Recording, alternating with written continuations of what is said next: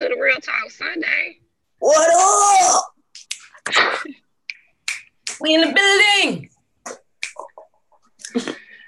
Hope y'all got y'all morning coffee or your morning tea, cause I got mine, y'all. Look, got that tea, baby.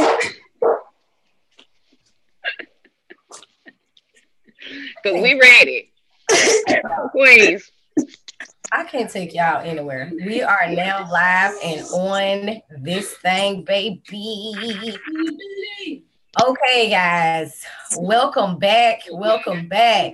Okay, so last week, my queens, we had some pretty juicy topics with this emotion, anticipation, with these addictions and this love and all these different things that go with it. Um, this week we got some more hot topics that's been going on in this, This world. this world. And one interesting one, I'm gonna let Keisha tell y'all about this one because I didn't know this one.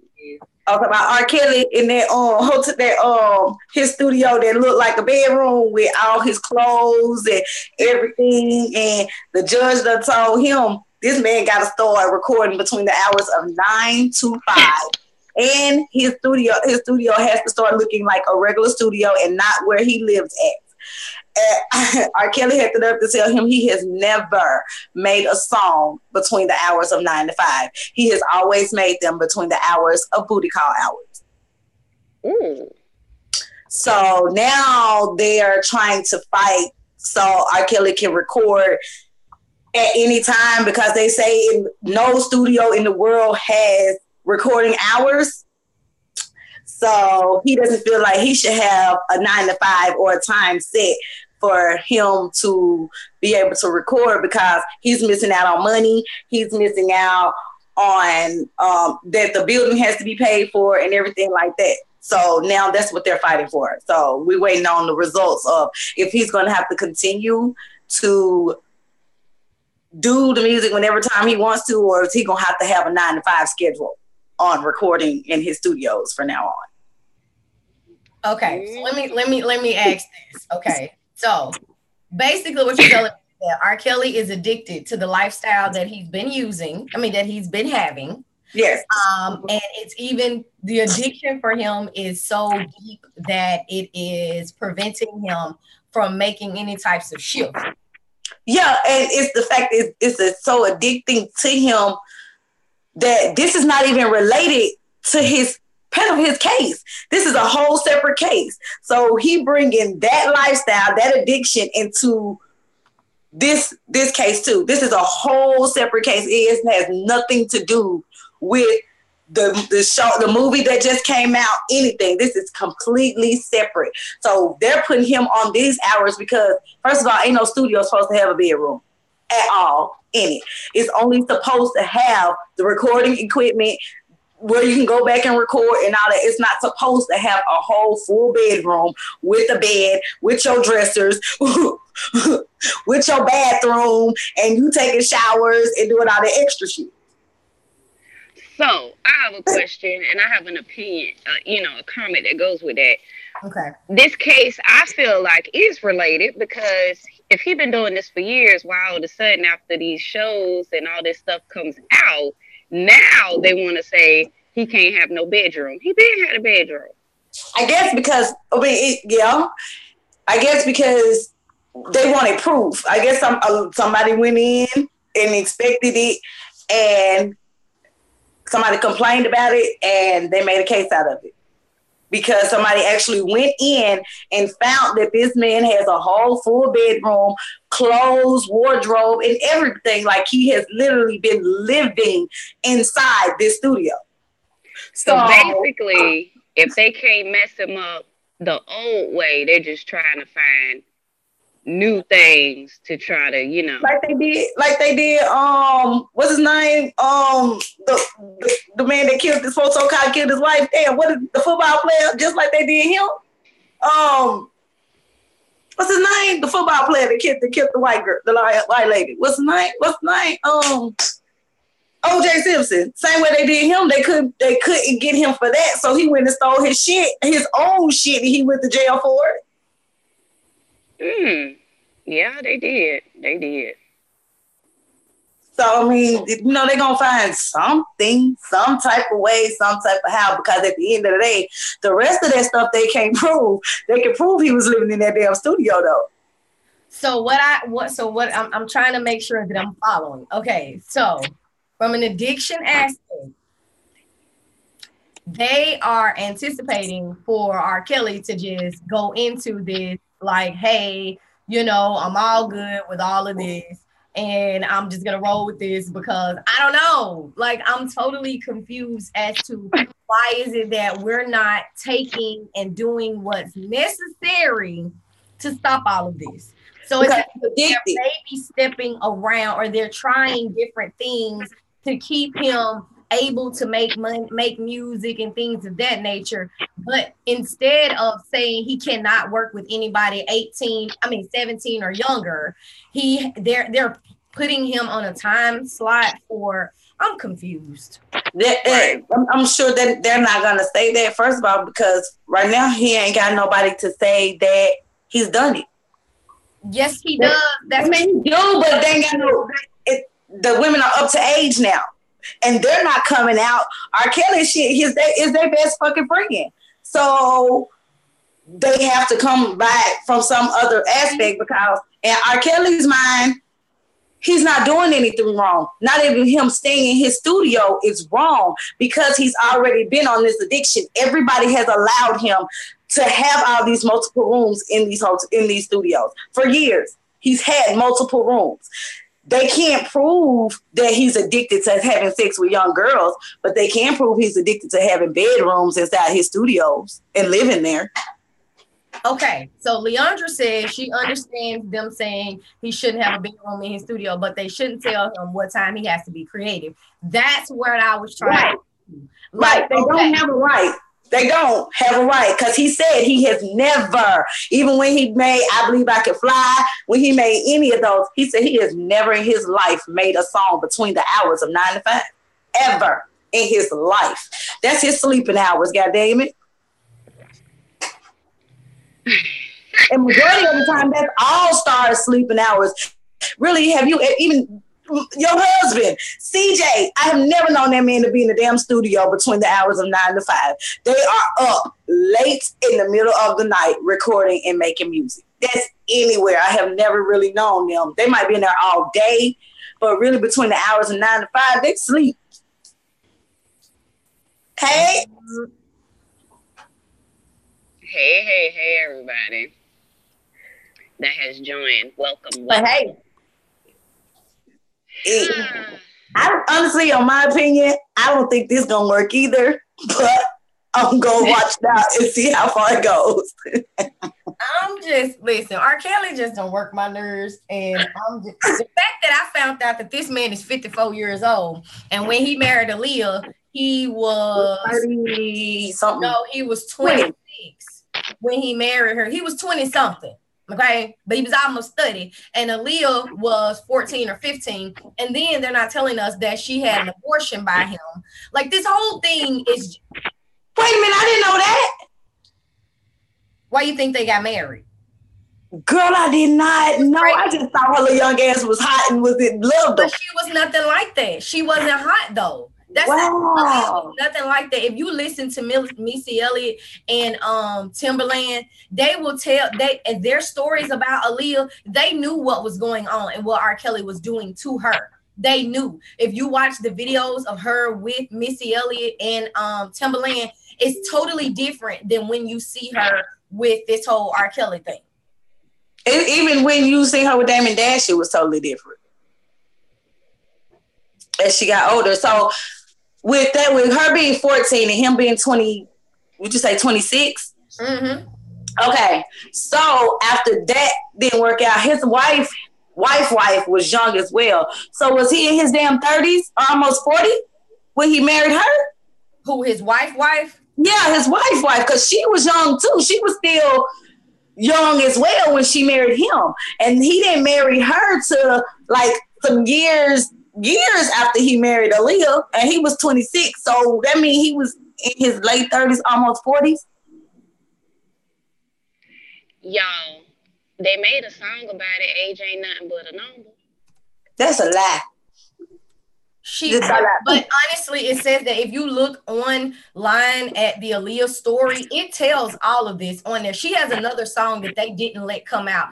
So instead of her, right, it said she wrote the song, but RKelly, they wouldn't let her post the song. They wouldn't let it be her song. So Timbaland said that he wrote it, but he said all the things that she wants to say. Like Timbaland and RKelly had her back, like for real, for real. Right. Sometimes, like, it'd be really, really hard, regardless of any star that it is, because everything is a persona to us. Everything is put out to us to be a persona, even when it comes out in the media. Because at the end of the day, now everything's coming out years later and y'all already knew the shit that's going on. So for me, some of this shit is really hard for me to understand and believe that y'all allowed this stuff to go on for this long. So for him to be addicted to this for so long and you've let this happen and this and that, some of it just makes me, I know that you're just putting it out for a distraction just to see how we're going to react to it. So I take bits and pieces and listen and to believe it, but some of the shit be taken out of context, like it stretched, far-fetched to me.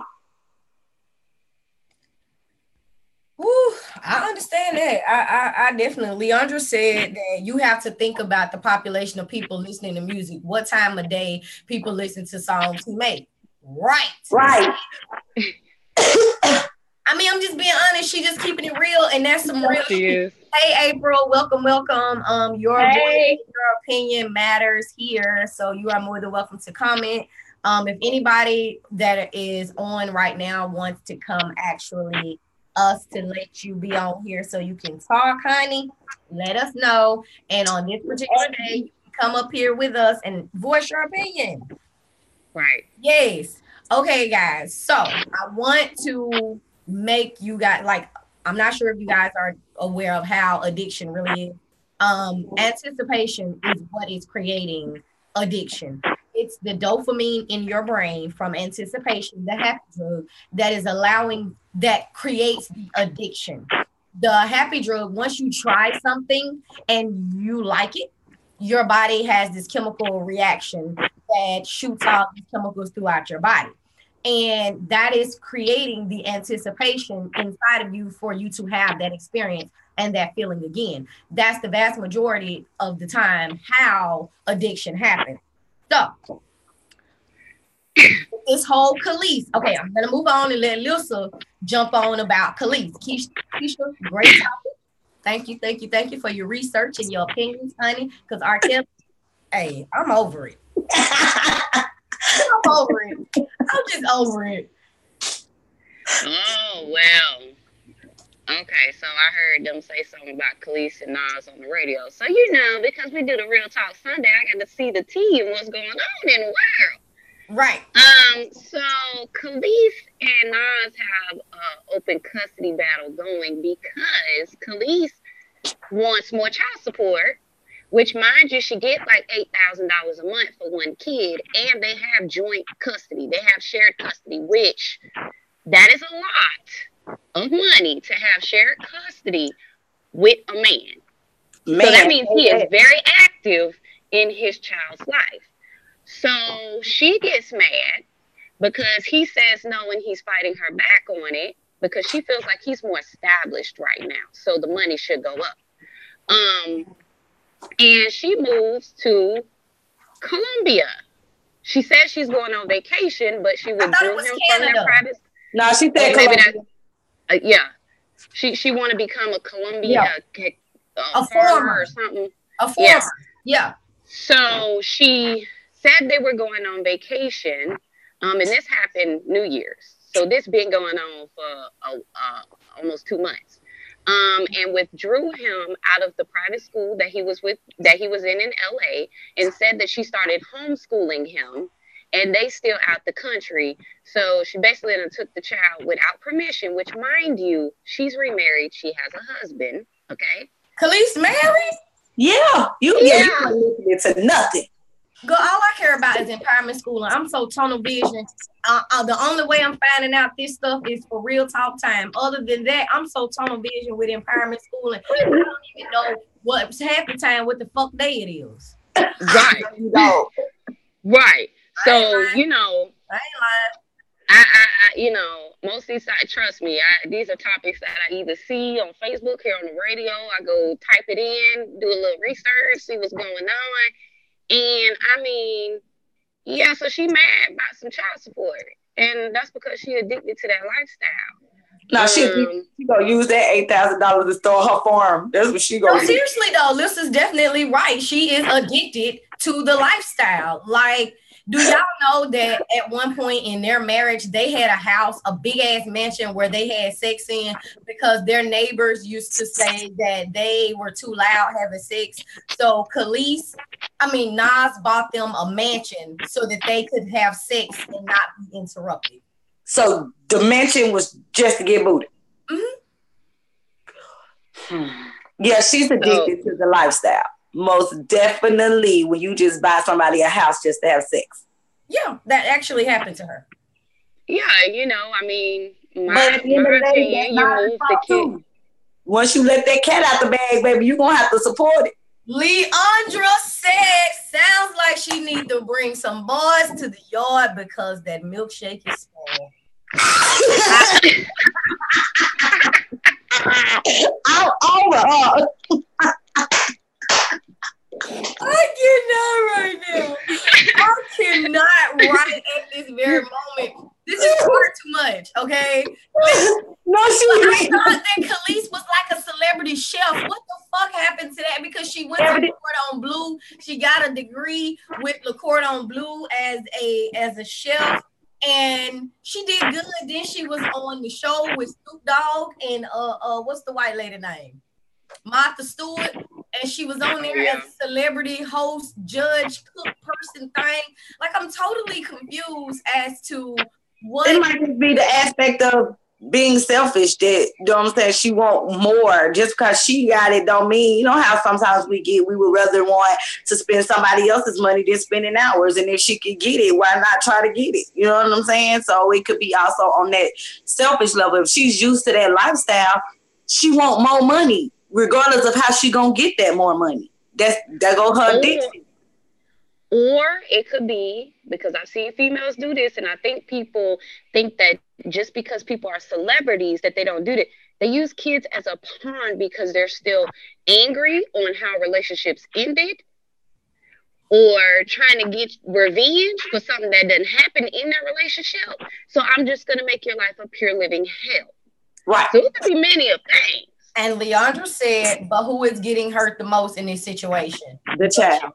The child. That's what she said. Exactly. And that's exactly it. But that's a lot of the times where people get misconstrued. You're having a child together. You guys were hunching. Y'all was getting it on. It was all good. When you was pregnant, y'all doing all this good shit together. Family, this and that. But just the very moment that the relationship, that's that love problem, you guys. That's what we keep trying to break down. It's 3 stages of love.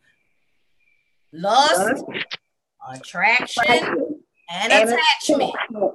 A motherfucker will lose. First of all, you can't make somebody happy. You can do things that add to their happiness, but you cannot make somebody else happy. Your happiness is an internal job for yourself. Kelis, some kind of way, left from being committed and attached to the relationship for Nas to decide that he no longer wanted to be married to her because he divorced her, not divorced him. She probably never got to that attachment stage. She could have just been stuck in lust, or she could have been stuck in attraction. It could, or maybe she's still in the relationship in a committed standpoint, and she's using this child as a means to hurt him because in her heart, in her inner being, she's still attached to the idea of this family, because that's a lot of times what I've seen happen is that people get attached to the idea of a family, and instead of realizing that what they're doing is going to affect the children first, they continue to be fucking petty and they let their feelings outweigh the reality of the situation. Right. And she also could be attached to not understanding that it's over. It's like people don't get to the fact to understand that it's over. We have to move on and move forward for ourselves and for our child, and to build a better relationship, even build a better relationship than possibly what y'all had in the house. I don't know how their relationship was in the house or whatever. It could have been they was back and forth and that baby seen that. Understand and realize you're not in that relationship anymore. So you can be a better person and show that baby, even with y'all not being together, y'all don't have to bicker. You don't have to be an asshole. He don't have to be an asshole.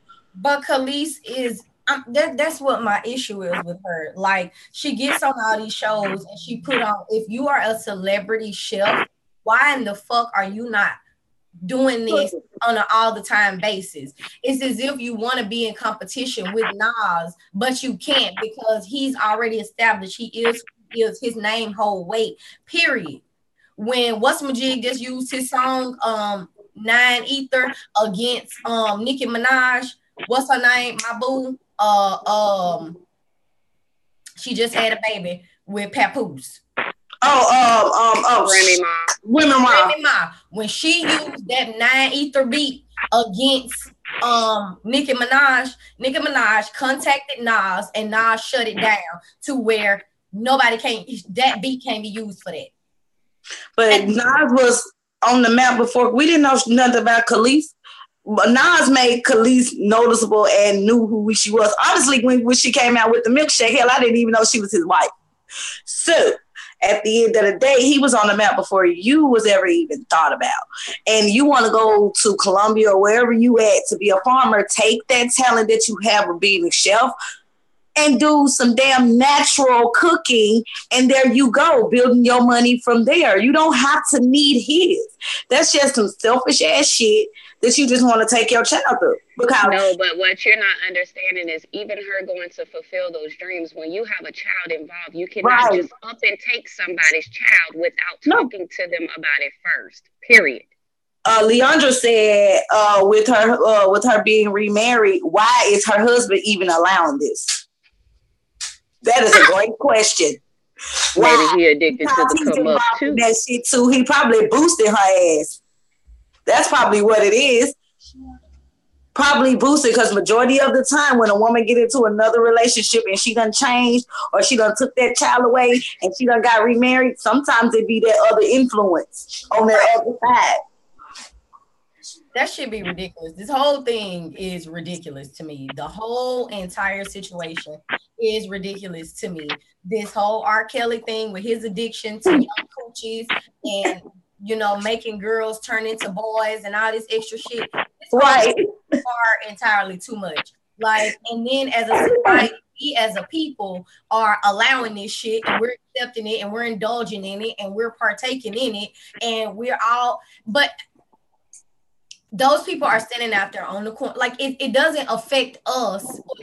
Things don't weigh or have precedence on our real feelings and our real lifestyle until it hits home and it happens directly to us or somebody close to us. Right. But why are we as a people not standing for somebody else and being a source of stability or a source of accountability to help these people, to prevent it from happening to anybody else? Because we like the drama and the mess, and we want something to debate and argue about and act like we're gonna get up and do some shit knowing that we're not.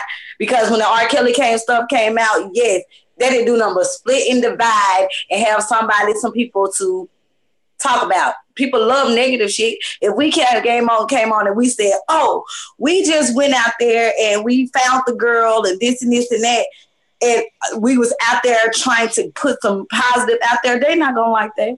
But if we got up there and we was dogging R. Kelly and doing this and doing that and doing that, they'll be right on the board with us. People want the negative. They want that juicy gossip.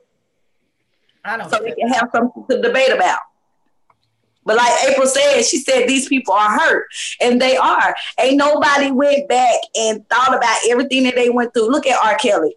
This man was raped. But I told y'all that on the last one that we talked about. R. Kelly is hurting like, some of it. Yes. Because nobody helped that baby when he was younger, when him and his brother and everybody was getting raped by every fucking family member or this person and all that stuff. That ain't nothing but all that stuff that happened to him thinking in his mind, it might be okay. Hell, didn't nobody fucking help me? And then the people allowing it and seeing that he doing it, oh, it might be okay. Hell, they not helping them. That makes sense, though. Like, it does make sense. I can't lie. That makes perfect sense. Right. They definitely are hurt. And hurt people hurt people. Thank you. How do we, as a people, have an effect on the people that are hurt? It starts with accepting truth within yourself.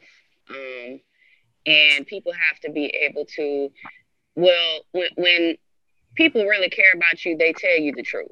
And it starts with evaluating your drugs. What are you addicted to? A lot of people don't like to do self-checks, but like I said in my video and like I said in my blog, one thing that I used to be addicted to the come up, but really it wasn't me being addicted to the come up. I found my peace in an older man because it was my escape from my home life, from what was going on at that time.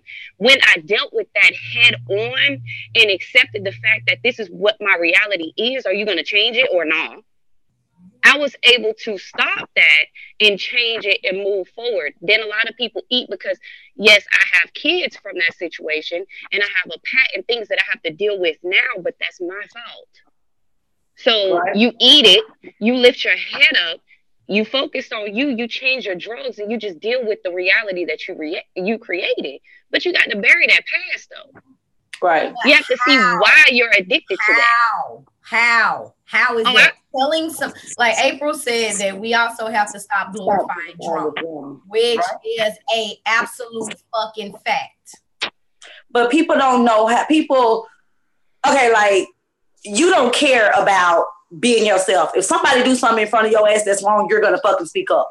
If somebody's doing something in front of me that I feel like is wrong, I'm willing to fucking speak up.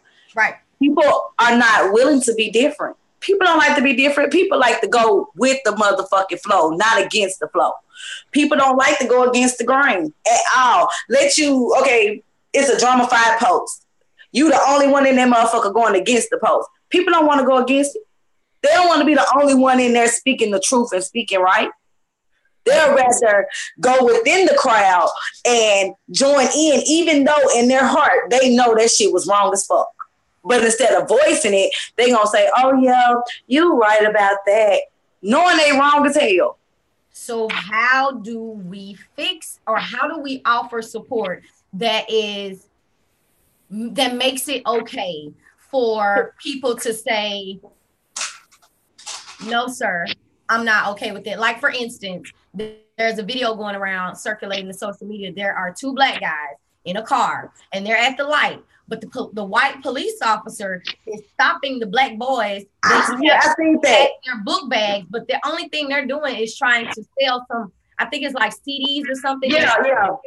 And he's like really going in on them, and he done took their book bags and all this, but the black guys who were at the stoplight stopped and said, hey man, hell no, you can't do that to them. That's not right, this and that. He was like, you got them fucked up. Like, they stood together. That motherfucking light change. He told him, get him his shit back. Hey man, I don't have to take that. Get him his book bag back. So when the little boys, now they felt like, oh, somebody got my back. Now they started saying shit.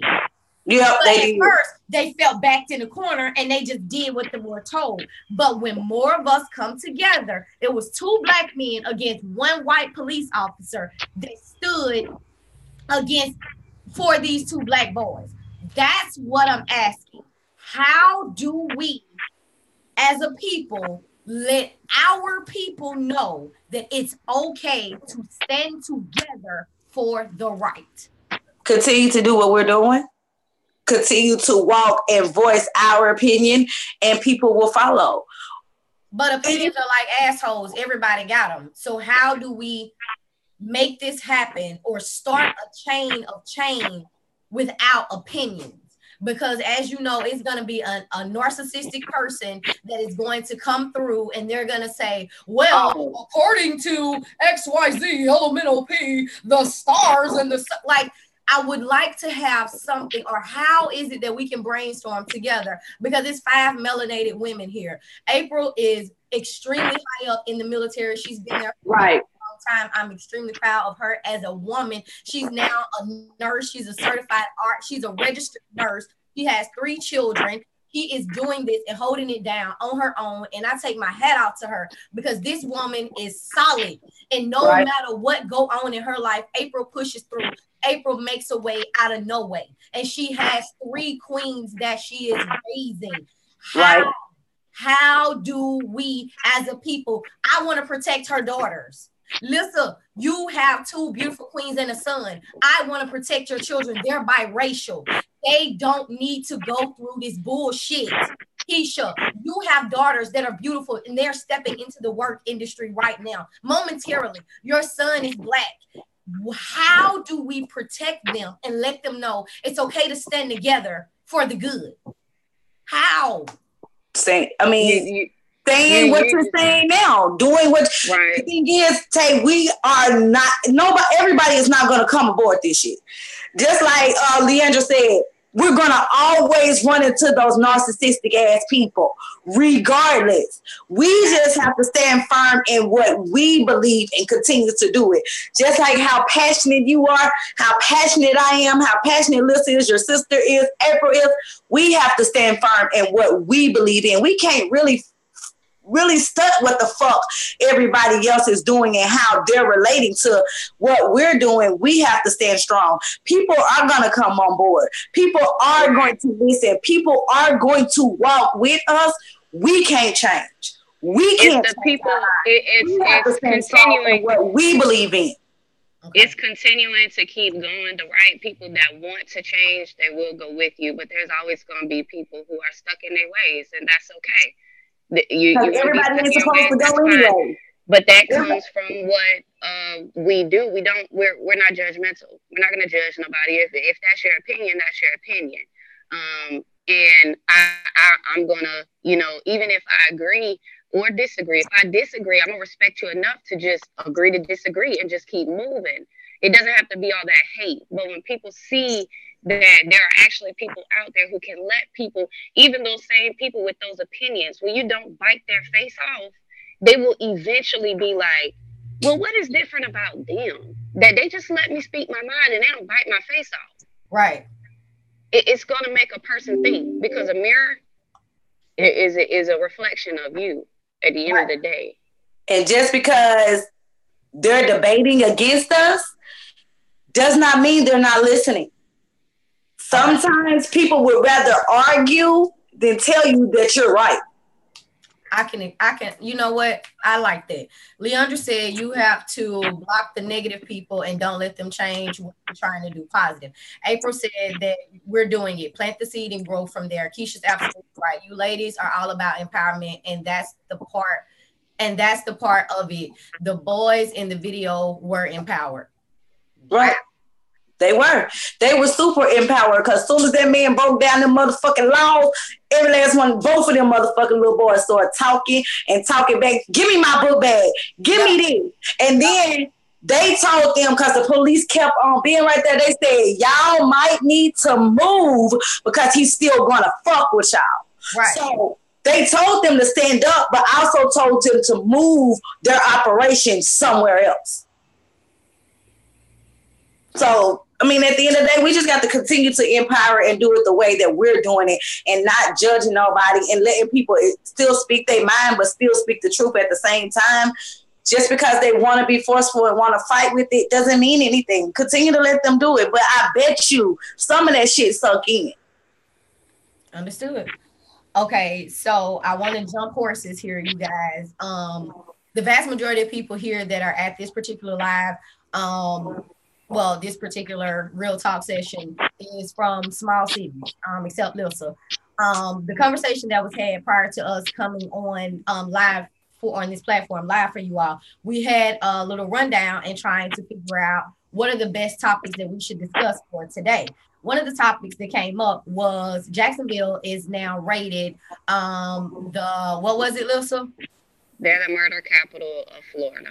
The murder capital of the state of Florida. Now, in my city, we from Tennessee, and the vast majority of us that are here presently, we're from Tennessee. And it has been stated that Tennessee is it's number 3 of the most dangerous city nationally. Okay. This is my question to you all. I moved because of the lack of opportunity for myself as a melanated woman and the lack of opportunity for my son as a melanated being because of the level of racism that is there in Chattanooga. Trust and believe I don't have anything against Chattanooga, but the opportunities that are afforded here in Florida for myself as a Black woman and my son are 10 times what they are in Chattanooga. Now, for instance, my sister, she has a master's degree. She continues. And I'm fully aware that a lot of things that happen in these cities, even the smaller ones, have to do with whom you're affiliated with. I myself was not always affiliated with the right people. So I was on the receiving end of the bullshit that happens in my city. Now, in Jacksonville, it's totally different here for me because I don't affiliate myself with people who are with the bullshit. But in order to make a change for any type of bullshit, there's a level that we have to be involved in to show that there is a different way to get this done. My sister told me a couple of weeks back that in order for empowerment schooling to get the type of exposure that it needs, we have to start in our city that we're currently in. So what empowerment schooling has done, we have partnered with the gentleman who is running for District 7. And District 7, because y'all aren't from here, is the north side of Jacksonville as well the east side of Jacksonville. Now, I do want to let y'all know that in Jacksonville, those are the two sides that they tell you don't go on because they are saturated by low-income Blacks who are in very poverty settings, and that is creating a lot of anger, a lot of aggression, a lot of senseless acts of crime and things of that nature. Same way with our hometown. But one thing that I just realized before we got on here is that I'm not moving from Jacksonville like I did Chattanooga. A, because there's opportunity here for myself and my son. And B, I'm not moving because when I did go back to Chattanooga, I saw that all the areas, they broke down all of our project housings. And then now they push the Black people into, different areas that they aren't familiar with. And the crime rate went up, which to me is strategic. Now those very areas that they pushed all of us as Black people out of, they are now building them up and they're putting their money into it, and more people of a different status and stature are living the gentrification. There you go, April. That's exactly what has happened. And I didn't realize that until this morning before we had this live, that's what I bought into the bullshit. I moved away from my hometown, created a whole business somewhere else, and now I'm going to have to get out in this community with these people and help them, whereas my community still needs me and still needs the things that I have created to offer. How do we pass this message in an effective manner to where our people who are in these sectors, the north side of Jacksonville, the east side of Jacksonville, the south side of Chattanooga, the west side of Chattanooga, how do we as a people who see what's going on get this message to them to where we can actually have a community, have a neighborhood? Because what was stated when our candidate went out to the north side is that they're no longer neighborhoods. A community is where people just come in, go home, do what they got to do in their home, leave out, go to work. Now, a neighborhood is where 5 to 10 people can all have a barbecue at this one house, and then everybody go back across the street and up the block, and each neighbor knows each other's names, and everybody is responsible for different things. We don't have neighborhoods anymore. We have community. So how do we as a people become addicted back to ourselves and be able to trust ourselves outside of what the media is telling us? Because the media is telling us that Black people are dangerous, Black people are this, and Black people are that. And so that's what's being put out there. So that's what we see, that's what we believe. And so instead of having a neighborhood, it becomes a community. Because I'm not gonna lie to you, my neighbor just died Christmas Eve. Now his brother has moved over there. I don't know him. I haven't went over there to introduce myself. He hasn't gone over here to introduce himself. We don't know them. The neighbor that stays down from there, I don't know them. But I've been here in this home for 3 years. But just like you asking that question, you asking the question, but you need to answer it. Go introduce yourself. Quit being afraid of who your neighbors are. Quit being afraid of wondering, oh, if I go knock on this door, this motherfucker gonna shoot me? Or if I knock on this door, is that person gonna get an attitude? It's just like the movies. Them motherfuckers ain't scared to go knock on the door and bring something to be like, what's up, neighbor? Okay, so April, what I'm going to do is I'm going to allow you to talk. Hang on. I'm finna bring you on. Are you ready for that before I do that? Because I don't want you to not be ready. I'll wait for her to tell me because I had already put allow. Put at the bottom, everything. She on this thing. My bad, April. I didn't know you want. She ready. Okay. She said no camera, right? Okay, so she can leave her camera turned off and just you can leave your camera turned off, April, and I can just let you talk. Unmute. There you go. Hello. Hey, Queen. Hi.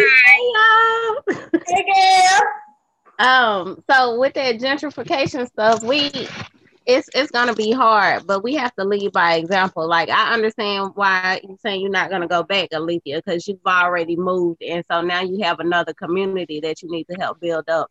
But that's the problem, not you, but as a whole, the problem is that we're leaving, and so they're gonna continue to do that. They're gonna keep pushing us out, and as soon as we build something, they're gonna take that from us too. That's the whole country. We built this country, right? And look who's running it. It's our blood, sweat, and tears. So the United States is gentrification on a national basis. So we cannot keep doing that. We cannot keep building, and then running like people want to say we need to move to Africa. For what? We didn't build Africa up. We built this country right here up that we have our children in, and they want us to go somewhere else. We got to stop falling for the hype because it's bull. So what we have to do is we have to stop being afraid of ourselves and take back our own communities and stop just giving these people these passes. Right. She's absolutely right. And that starts with us actually getting out here and knowing who our neighbors are. Like, honestly, when me moving into this neighborhood and moving from Chattanooga, these people are nice. Like, me walking, Marcus walking from the bus stop, they speak, they do all of that. But see, that's the question, April. Let me ask you about that. And it's totally different here from Chattanooga. I promise you, April, the Black people here, they are like, they've been knowing you your whole life. They're so cool. They so chillax. They will help you at the gas station. White people talk to us, Latinos, like it's as if we're like they see us as a clear person. Versus Chattanooga, where I can be like, hey, ma'am, do you know where? Oh, bitch, don't talk to me. What? I was asking you a question. They so rude when you say the gas station. Like last night we went to the store, Trini card kept on declining. The man just gave Marcus $1. It was like, here, there you go. Like, even with the job that I just got, I just moved. All my money, all my resources went into my move. I didn't have the $65 for my background check. That lady was like, oh, so I'm just gonna pay for it. It's gonna come out your check and this and this. Like, it's like everywhere we go, people are nice as hell. I have never known people to be so nice. I'm from Chattanooga. They not nice. They not helping. They not doing none of that. Leandra It's just just a made a different good environment. point. Leandra, do you wanna be able to talk instead of typing, Leandra? Because I don't have to turn your camera on. She made a good She don't point care if her camera about on. black. Wait, hold up. Let keep what you say, Lisa. Okay, she said she'll talk. She made a good point about we as black people have to stop being in competition with each other. We talked about that last week about how the Mexicans and stuff, they help each other come up and we make fun of them. Right. What is the competition? There should not be a competition. I can learn some stuff from you. You can learn some stuff from me. Let's put our talents together and let's come up together. And see, that's she the made a good point. Our hometown ain't coming up together. Our hometown would rather tell somebody that you ain't good in your business just for them to get your people or get your clientele. It's like they are competing against each other. They don't want you to succeed, or they don't want to succeed with you. They want to bring you down so they can come up. But see, Lakeisha, that's everywhere. That's not just let me ask April. Hang on. Let me ask everywhere. April, because you are in another city and you're from the same city, do you have these same experiences where you live now since you are not in Chattanooga? So the thing about Chattanooga, it's hard to, really compare because I've been gone for so long and I don't remember it being like that when I was in high school. So now in high school, it was totally different. But now it's so many people here where I am, and I don't know, like, I know people, but I don't know everybody. Like in Chattanooga, everybody knows everybody. So it's like, I think that's what it is. It's just too small, too together. Like, I don't know, because I don't get it. The whole Chattanooga thing, I go back home and I'm like, when did y'all get like this? Like, even people in school with, it's like, why you mugging me? I haven't seen you in 17 years. What did I do to you? Like, so I don't get that vibe here, but it may, because I think it's on a larger scale. That's what I see. Like, because it's so many people here, you don't have to worry about your competition. But whoever your competition is, it's really enough money out here, enough food out here for everybody to eat. And Chattanooga, it's like, oh, we all gotta eat from the same pot. No, we don't. No, right. That is exactly how Chattanooga is. April, you nailed it. That's in a handbasket, and she ain't been home in 17 years. I just left. I was gone for some years, came back, and like she said, it was not like that when we were children. It wasn't. It's like now, since it's so little and everybody knows everybody and everybody's starting a business, everybody is hating on you. You getting mean mugged. You can come out your house and just look outside and you get dogged out and don't even know what you did. So let me ask y'all a question. We all, okay, because for instance, I'm just going to be honest with y'all. I dated a guy a couple of years back and he called me and was like, hey, man, I'm going to have to call you back. And I'm like, why? He was like, man, my homeboy over here, he telling me about how he just shot this dude up. And he was listening? Motherfucker, what? So I'm thinking to myself, I'm like, okay, but you're supposed to be the OG. So when me and him got by ourselves, this is a part of the reason why we're not affiliated anymore, because the young man that was shot up was one of my cousin's best friends.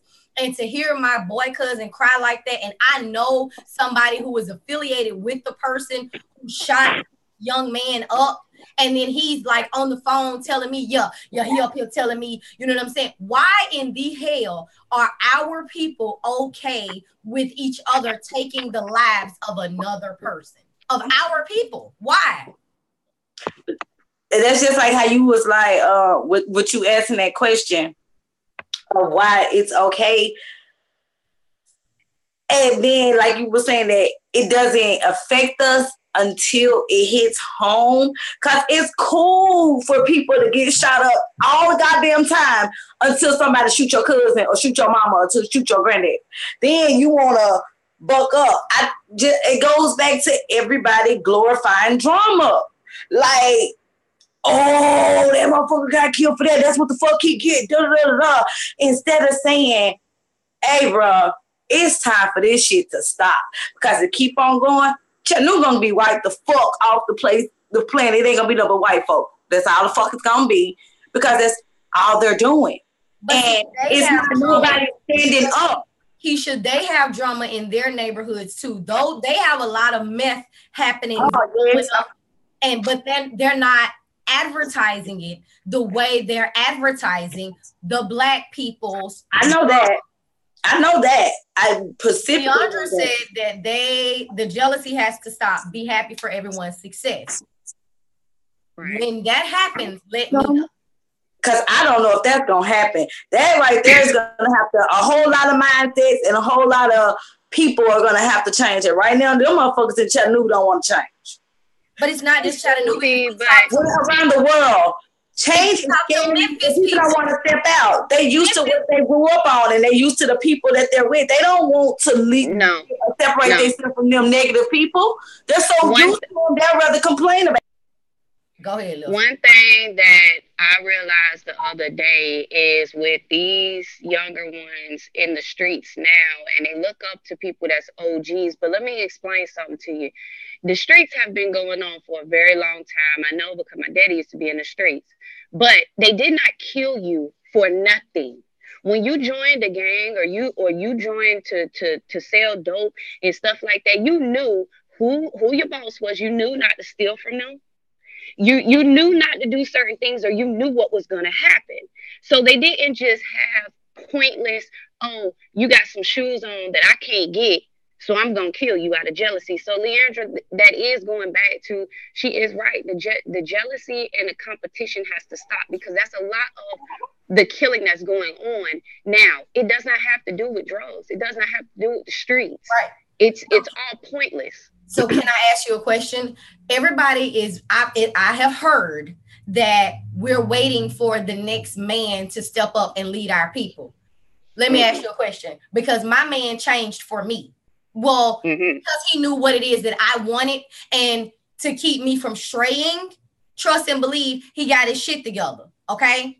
My son does not like for me to be upset with him. Okay. My son will contact me before he'll contact his dad. And I don't care what it's about. When shit happened in my life, I'm contacting my mama. I'm not contacting my daddy. If my granny was here, I would contact my granny.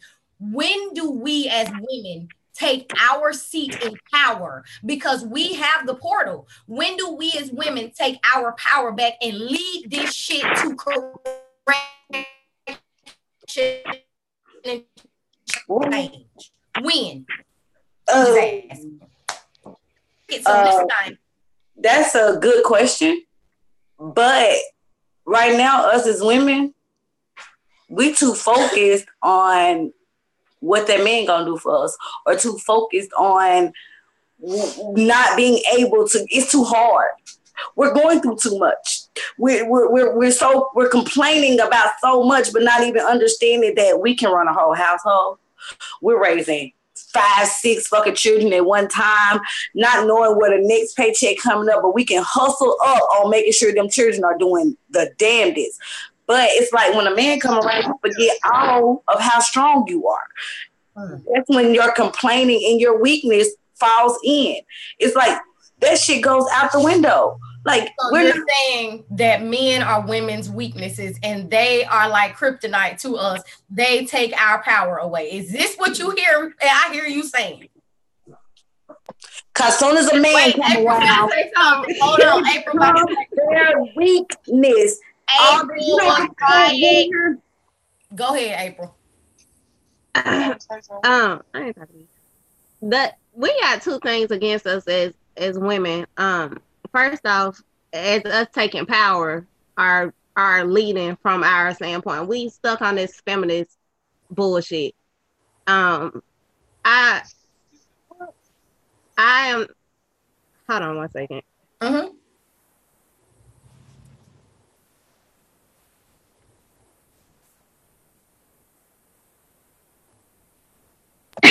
I'm sorry. You good. So I'm not telling, when I say feminism is bullshit, I'm not saying that we shouldn't be strong and we shouldn't be empowered, But as a Black woman, feminist is not our fight. It's feminism is not something we should be fighting for right now, because that's not our issue. The other thing is that our Black men as a whole don't know our worth. We don't know our worth as a people. So it's hard for the Black man to respect us when we're not respecting ourselves, for one. And it's hard for us to respect one another. We got to bring back respect in our community, point blank. Once we do that, then we can see our worth, and then we'll know what we're fighting for. We'll know how to come together. But it got to start with our self-love and knowing self, point blank. So like y'all been talking about what we need to do. I'm telling y'all are on the right path. Like, we got to empower ourselves. And to empower ourselves, we got to know ourselves. Other than that, we can't do nothing until we start from the basics, the bottoms. We got to build ourselves back up. Facts. You just made so many good points. And that's exactly what the Mind's Guide of Emotion is for. That was the whole purpose of the book, is to take you back to understanding how your brain works. Because without your brain, ain't shit gonna happen in your life. But if you don't understand what your brain is for and how and why and all of these extra things, you're gonna continue to fall for the okie doke. That's the whole point in the book. Right. That's the whole point. It's not like we're scientists or psychologists or anything like that. These are things that, for whatever reason, they taught us a different type of science in school. And had I thought about it then, that shit was pointless, because now that I'm into the spirituality and understanding stones and crystals and stuff, but the rocks and shit, I didn't care about that. And how a frog comes up and make a baby, I didn't care about that. But I did what I had to do to pass the class. If somebody would have told me in the 10th grade that my brain is going to make me the most money, my brain is going to make me understand me because it is me, then maybe I'd have took a different life path. But they don't want you to know that. True. They don't. She right. They don't want you to know that. But we also got to take that complaining spirit out. Us as women, we complain so much, and we're turning our men into complaining ass spirits too. Yeah. I can definitely understand it. But what April said for me just turned the light bulb on. Respect. That's exactly, I think that's what I was looking for when how. It's respect is how. So pushing respect, understanding respect, breaking down respect, doing things out of respect to show it. Because Michael Jackson said it best: teach the children well and let them lead the way. So it seems to me that it's respect is what our children need to know right now at 6 weeks on up until they're out of our house. Respect, period. Because we teach them how to respect us as a parent, but then they go to school and call their teacher a bitch. But they're not seeing respect when it comes to seeing their mama and their friends. They're not seeing respect when it comes to their mama and their relationships. They're not seeing respect when it comes to their mama and their mama's mama. Ain't nobody, they not seeing respect. How can you expect to tell your child to respect me as your mama, but you go out and your child view and see your friends disrespecting you, your mama see you, your mama disrespecting you, and all these other people disrespecting you? They're like, that's a big ass contradiction. But do we truly respect our children? Like, right? Because that's another thing we call, like, you gotta go as a child, go sit in the corner and be quiet. They have a voice. They're people too. Like, why are they having to be quiet and not be able to say what's on their mind or have a bad day, or so it's a thin line, and it's like we gotta really, everything we learned, everything we did growing up, we have to erase it and start over. And right. Then Alyssa said something about the OGs or whatever. These OGs for real ain't even responsible like they used to be. Like you said, you used to not be able to do certain things against them, but they send their little soldiers out on a mission of nonsense, and like, so respect is not even there either. Because I'm like, Right. How these OGs co-signing these little babies getting killed? Right. They didn't do that before. Right.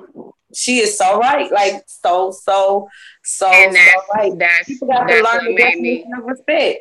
People don't know the definition of respect. There's no loyalty. There's no respect anymore.